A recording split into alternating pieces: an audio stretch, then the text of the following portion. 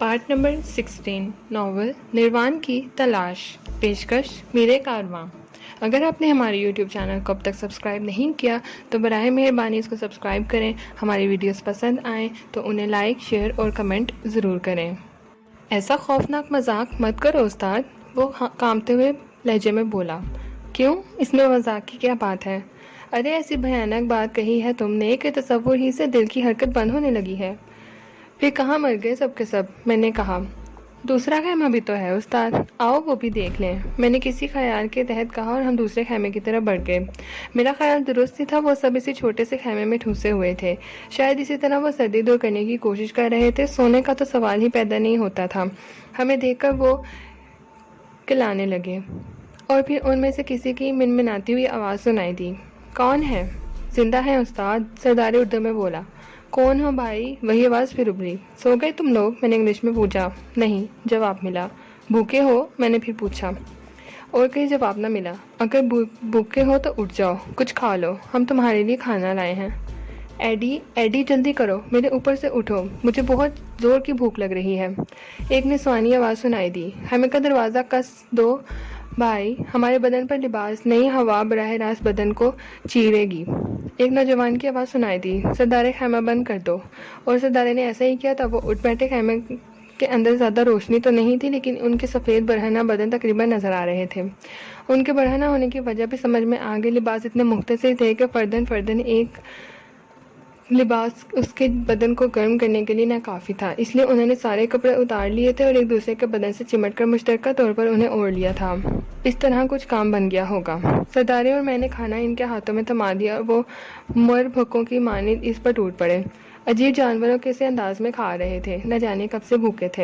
हम खामोशी से उन्हें देखते रहे। उन्होंने खाना फौरी तौर पर चट कर डाला और फिर वो हमारा शुक्रिया अदा करने लगे।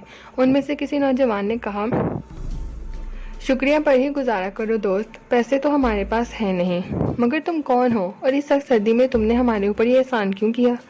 मुसीबत से बचने के लिए, सरदारे ने जवाब दिया। कैसी मुसीबत? अगर तुम सुबह को मुर्दा पाए जाते तो तुम्हारी लाशें हमें ही ठिकाने लगाना पड़ती। सूरत हाल तो कुछ ऐसी ही थी दोस्त।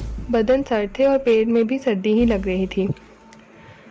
ठंडी हवाएं मैदे में चकरा रही थी। मुमकिन था कोई मर ही जाता। नौजवान ने कहा। और किसी चीज़ की ज़रूरत तो नहीं है? सरदारे ने पूछा। ज़रूरत? इंसान की सारी ज़रूरतें कभी पूरी हुई हैं? नौजवान ने कहा। अरे तुम इस सर्दी में भी फ़लसफ़ा बिखार सकते हो? सरदारे ने दांत पीस कर कहा। फ़लसफ़ा सर्दी में ही बिखारा जाता है दोस्त, जो गर्म होते हैं फ़लसफ़ी नहीं होते। नौजवान ने जवाब दिया। चर्स पियोगे? हाय, इस रात की सबसे बड़ी आरज़ू है। मिल सकेगी? हाँ, मिल सकेगी, सरदारे ने जवाब दिया और मैं चौंक कर सरदारी की तरफ देखने लगा। फिर मुझे याद आ गया कि हमें सरहद के खुश इखलाक अफसर ने थोड़ी सी चर्स दी थी।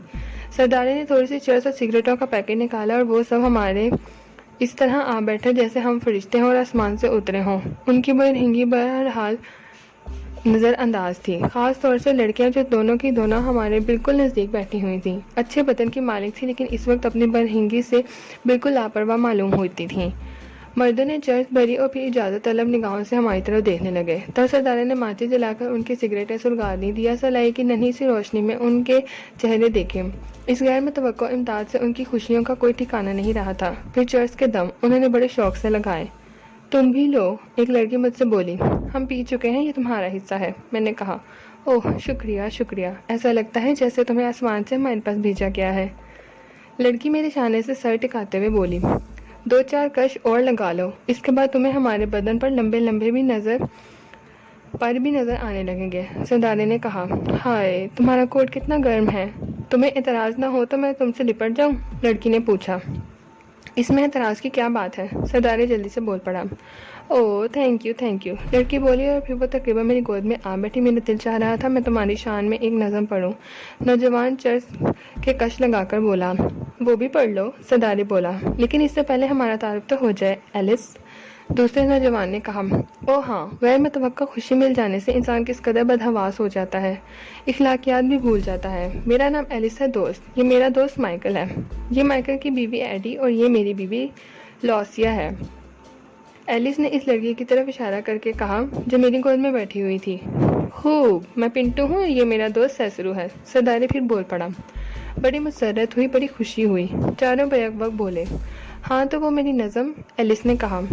ہو جائے ہو جائے، سردارے جھونک کر بولا، پھر ایڈی کی طرف جھک کر بولا، کیا تمہیں گرم سور سے کوئی دلچسپی نہیں ہے خاتون ایڈی؟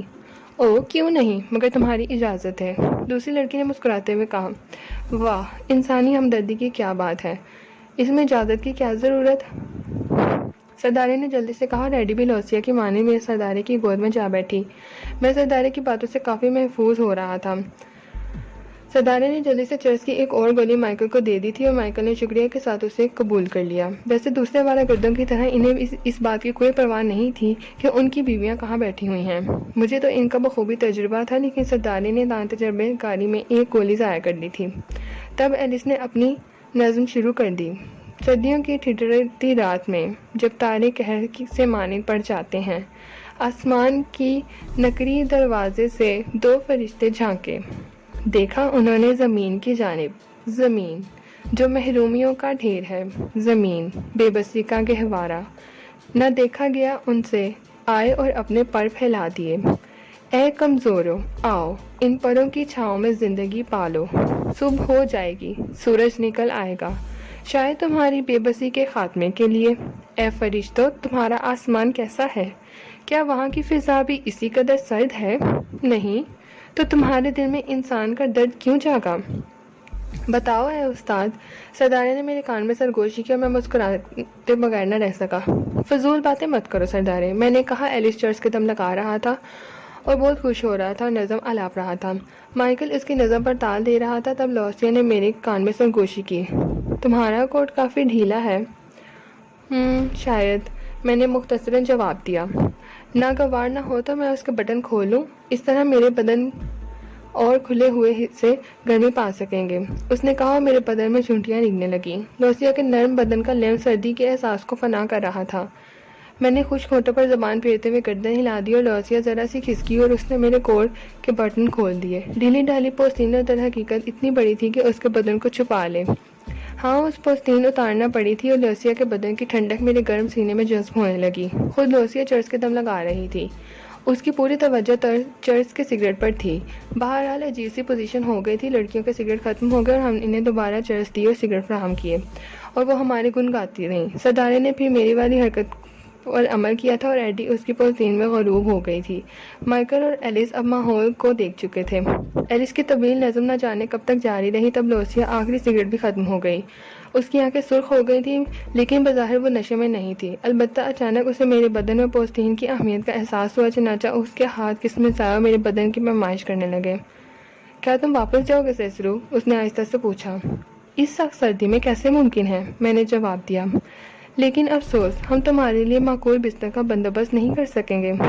معقول گرمی کا بندوبست تو ہو سکے گا، میں نے مسکراتے ہوئے کہا اور لوسیا میری بات سمجھنے کی کوشش کرنے لگی اور پھر مسکرا دی۔ کیوں نہیں ڈارلنگ، اس نے اپنے خوبصورت لیکن چرس آلودہ ہونٹ میرے ہونٹوں میں پیوست کرتے ہوئے کہا اور پھر اس کا بوسہ کافی طویل اور پرجوش تھا۔ مائیکل اور ایلس اب سردی کھائے ہوئے بلی کے بچوں کے مانند گھٹنوں میں سر گھسیڑے اونگ رہے تھے۔ لاکھ نشے میں تھے، لیکن اس سردی میں نیند آنے کا سوال ہی پیدا نہ ہوتا۔ سنو، کیا تم لوگ باہر جانے کی ہمت رکھتے ہو؟ میں نے ان سے پوچھا۔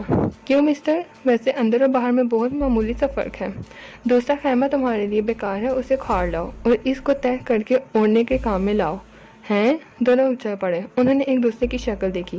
کیسی آسان بات تھی اور کتنی عمدہ، لیکن ہماری سمجھ میں نہیں آئی۔ ارے تو اب اٹھو، رات کافی طویل ہے، پیٹ بھی بھر گیا ہے، نشہ بھی پورا ہو گیا ہے اور اب شاید بدن بھی کسی حد تک گرم ہو جائے۔ چلو ایلس، تھوڑی سی سردی برداشت کرنا پڑے گی۔ مگر یہ چیتھڑے تو بدن سے لپیٹ لو ورنہ۔ اور وہ دونوں باہر نکل گئے۔ ان لوگوں کی حالت واقعی قابل رحم تھی۔ سرد ملک کے باشندے تھے، اس لیے اس حد تک سردی برداشت کر گئے تھے، ورنہ اگر ہمارے ملک کے ہوتے تو کبھی کے اکڑ کے مر چکے ہوتے۔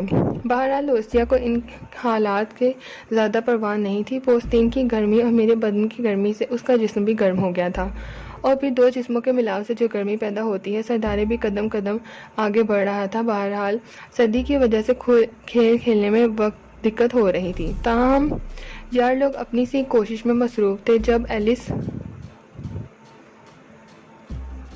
اور مائیکل خیمہ اکھاڑ لائے تو پھر کام بن ہی گیا۔ انہوں نے اپنے اپنے لباس بدن کے نیچے بچھائے اور جو کچھ چھیترے گوڈے تھے وہ سب گدھے کے کام آئے اور خیمے کو بدن پر اوڑھ لیا گیا۔ چھوٹے سے خیمے میں ہم سب سمائے ہوئے تھے، اس سے انوکھی سچویشن کبھی زندگی میں نہیں آئی تھی، لیکن فراخ دل نوجوانوں نے غور بھی نہیں کیا کہ ان کی بیویاں کہاں ہیں، یا پھر غور کیا بھی ہو تو ان کے نزدیک یہ سب کچھ معیوب نہیں تھا۔ ظاہر ہے انہیں آسائشیں مہیا کرنے والے فرشتے تو نہیں تھے۔ دوسری صبح ہم دونوں کو تو جلدی سے جاگ گئے۔ ہماری بغلوں میں سوئی ہوئی لڑکیاں بے خبر سو رہی تھیں، انہیں اٹھائے بغیر پوستین نہیں نکالی جا سکتی تھی، اس لیے انہیں جگانا پڑا۔ لوسیا نے آنکھیں کھولی اور میری شکل دیکھنے لگی، شاید وہ مجھے پہچاننے کی کوشش کر رہی تھی، اور پھر مجھے پہچان کر وہ مجھ سے لپٹ گئی۔ اوہ اوہ ڈارلنگ سیسرو، تم کتنے شاندار ہو۔ اٹھو لوسیا، صبح ہو گئی، میں نے کہا۔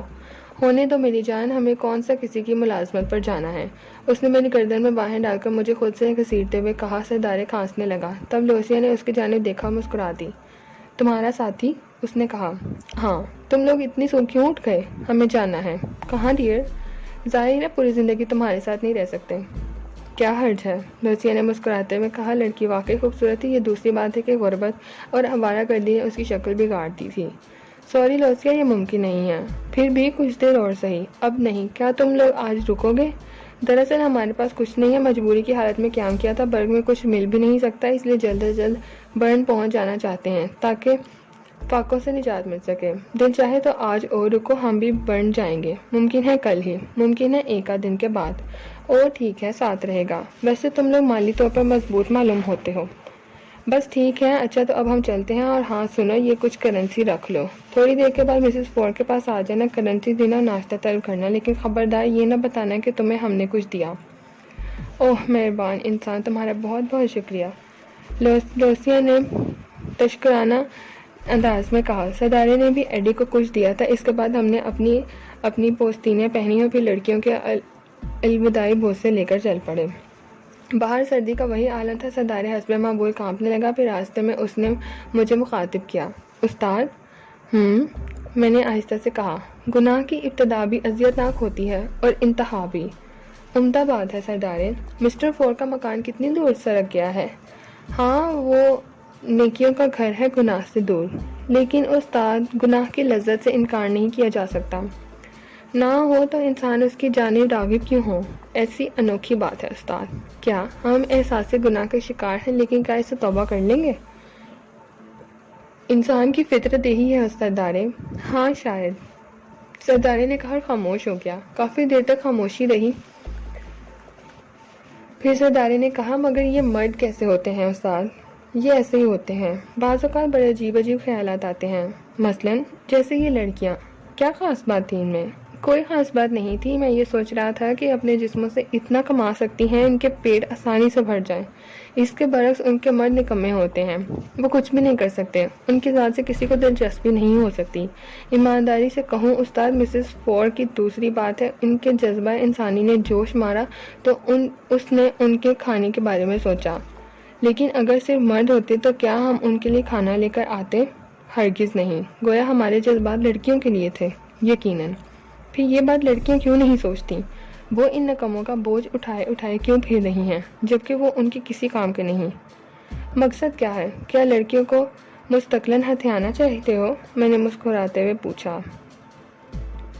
ارے نہیں، توبہ کرو استاد، میں تو ان پر مستقلاً تھوکنا بھی نہیں چاہتا۔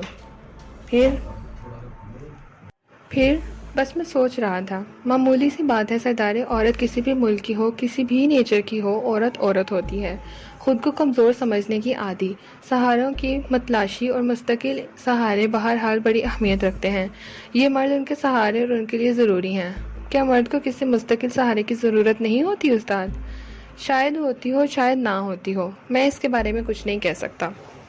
مزے کی بات ہے استاد، ہم خود اپنا تجزیہ نہیں کر سکتے۔ ویسے یہاں کب تک قیام کا ارادہ ہے؟ کل نکل چلیں گے، زیادہ دیر رکنے سے کیا فائدہ؟ ٹھیک ہے، اور یہ لوگ ہمارے ساتھ ہوں گے؟ کیا حرج ہے؟ حرج نہیں، بہت اچھی بات ہے، سردارے جلدی سے بولا۔ ایڈی کیسی تھی؟ بہت پرجوش، پورا تعاون کرنے والی۔ گڈ۔ اور تمہارے والی استاد؟ سردارے دان نکال کر بولا۔ عورتیں سب یکساں ہوتی ہیں، لیکن ایک مخصوص وقت میں۔ اچھا ہوا تم نے تصحیح کر دی، سردار ہنس کر بولا، پھر جلدی سے کہنے لگا، مگر استاد، مادام الیورا سے کیا کہو گے؟ کیا مطلب؟ رات کی کہانی ان سے تو کہہ دیا تھا۔ پوری رات کی بات تو نہیں ہوئی تھی۔ چھوڑو، بوڑھی عورت بہت نیک ہے، بے حد مہربان ہے، اس کے ہم کون ہوتے ہیں؟ کل آگے بڑھ جائیں گے اور اس کے بعد کچھ یاد نہ رہے گا۔ ہاں یہ بھی ٹھیک ہے، کسی سے محبت کرنے سے کیا فائدہ۔ سنو سردارے، ان لوگوں کو بازار لے کر جا کر کچھ خریداری کرا دینا۔